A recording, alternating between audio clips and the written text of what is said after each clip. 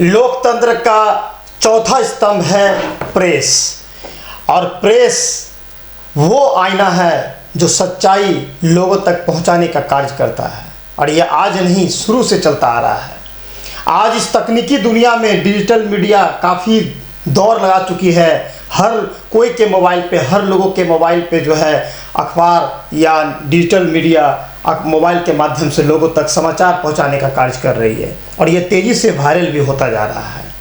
इस दुनिया में आज के समय में पत्रकारों की सुरक्षा की अगर बात करें, जो पत्रकार दिन रात मेहनत करते हैं, न रात न दिन देखते हैं, न जंगल न शहर देखते हैं, बस दौड़ता रहता है सिर्फ एक समाचार के लिए, सच्चाई के लिए। लेकिन आज वही पत्रकार की कोई सुरक्षा नहीं है, कोई उनकी सम्मान नहीं है। अगर अब मैं बात करूं पत्रकार की, तो पूरे देश में जो है जगह जगह पे पत्रकारों पे अत्याचार होता आ रहा है। आज तक इस पे कोई ठोस कदम नहीं, ठोस कानून नहीं बन पाया ताकि पत्रकार भी खुलकर लिख पाए, खुलकर अपनी बातों को रख पाए जनता के बीच में।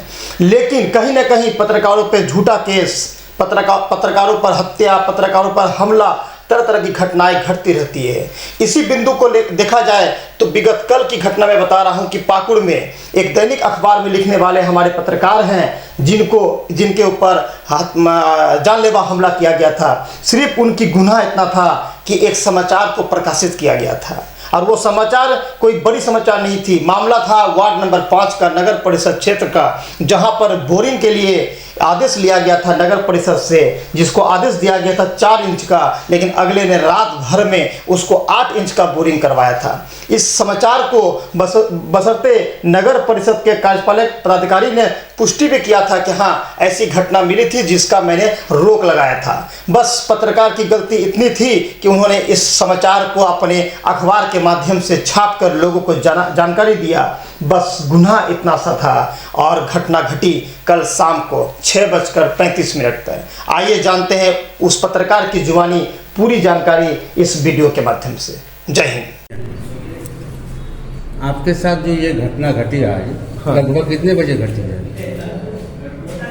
6:35 में हम अपने घर पे थे, और अचानक मेरे भाई ने फ़ोन किया हमें कि भैया कहाँ हो। तो हम बोले घर पे हैं। तो फिर भाई का मोबाइल लेकर के कोई और शख्स बात किया, बोला कि कहाँ है बे। तो हम बोले घर पे हैं। तो बोला अगला शख्स जो फ़ोन उठाया भाई का, वो बोला कि आते हैं, ठीक है घर पे।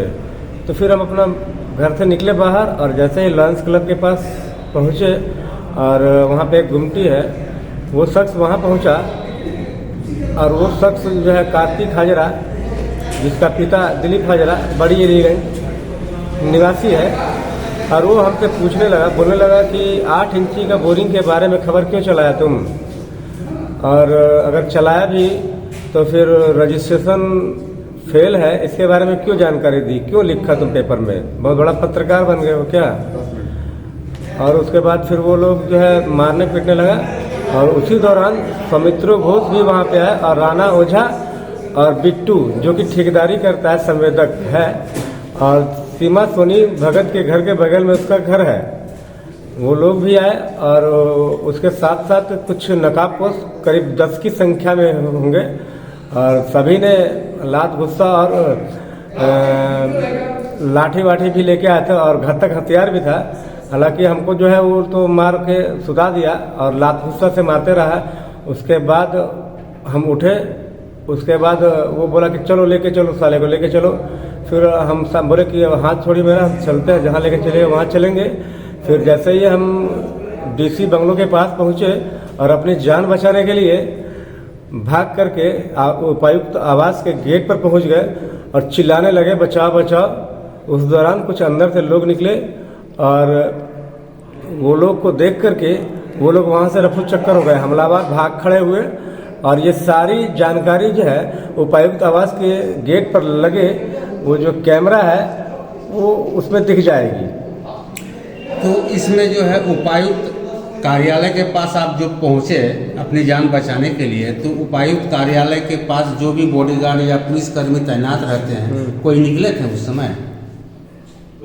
उपायुक्त आवास कार्यालय नहीं, आवास के पास। जी जी, उपायुक्त आवास। हाँ, वहाँ पे बहुत सारे लोग निकले थे, जैसे डीसी साहब का ड्राइवर ही निकला था, और भी बहुत सारे लोग थे, संतरी भी था, सारे लोग वहाँ पे थे।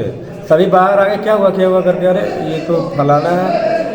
उसके बाद तो लोग भाग खड़े, वो लोग को देख कर गए, गेट जैसे ही खुला वो भाग गए। जो जान से मारने के नियत से आपके पास आए और हमला किया आपको, हाँ। तो लगभग कितने की संख्या होगी हमलावरों की संख्या? करीब करीब उसमें से हम 3-4 लोगों का नाम बता पाएंगे, बाकी का तो हम नाम नहीं बता पाएंगे।